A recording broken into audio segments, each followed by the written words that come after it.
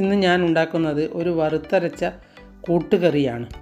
അതിന് 1 കപ്പ് കടലയെടുത്ത് കഴുകി വൃത്തിയാക്കി 4 ആവി വരുന്നത് വരെ വേവിച്ചെടുത്തതാണ് ഇത്. ഇതിലേക്ക് 1 കഷ്ണം കുമ്പളങ്ങ മുറിച്ചതും 1 കായ മുറിച്ചതും 1 കഷ്ണം ക്യാരറ്റ് മുറിച്ചതും ഇട്ട് കൊടുക്കാം. ചില നാട്ടിൽ കൂട്ടുകറിയിൽ ചേർക്കാൻ പാടില്ലാത്തതായി ഒന്നുമില്ല എന്ന് പറയും. അതുകൊണ്ട് നിങ്ങൾക്ക് ഇഷ്ടമുള്ളത് ചേർക്കാം. ഇനി ഇതിലേക്ക് 1 ഗ്ലാസ് വെള്ളമൊഴിച്ച് വേവിച്ചെടുക്കാം.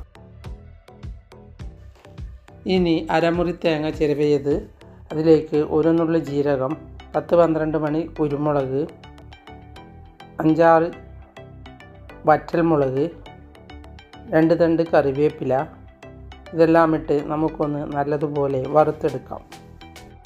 കൂട്ടുകറിയിൽ തേങ്ങ വറുത്തും വറുക്കാതെയുമെല്ലാം ഉണ്ടാക്കാം. കൂട്ടുകറി ഇല്ലാത്ത സദ്യയില്ല എന്നാണ് പറയാറ്.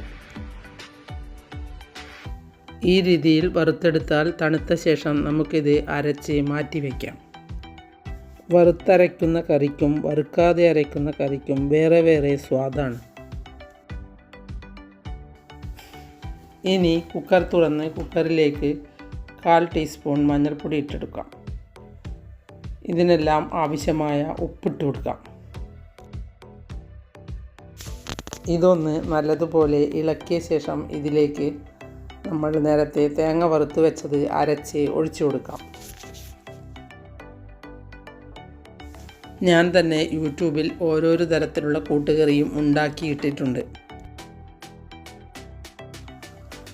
ഇനി ഇതൊന്ന് നല്ലതുപോലെ തിളച്ച് ഇതിൻ്റെ ഗ്രേവി ഒന്ന് നല്ലതുപോലെ വറ്റി വരണം. കുരുമുളകും കറിവേപ്പിലയും വറ്റൽമുളകും വറുത്ത് പൊടിച്ച് അവസാനം ഇട്ട് കൊടുക്കുകയും ചെയ്യാം. ചിലർ തേങ്ങ അരയ്ക്കാതെ വറുത്ത് ഇടുക മാത്രം ചെയ്യുന്നതും കാണാം. അതുപോലെ തേങ്ങ വറുക്കുമ്പോൾ അതിലേക്ക് കുറച്ച് ഉഴുന്ന് പരിപ്പ് കൂടി ഇടാം. ഇനി ഇതിനു മുകളിലായി കുറച്ച് തേങ്ങ വറുത്തതും വറ്റൽമുളകും കറിവേപ്പിലയും വെളിച്ചെണ്ണയിൽ വറുത്ത് ഇട്ട് കൊടുക്കാം. എൻ്റെ വീഡിയോ ഇഷ്ടപ്പെട്ടുവെങ്കിൽ ലൈക്ക് ചെയ്യാനും സബ്സ്ക്രൈബ് ചെയ്യാനും മറക്കരുത്.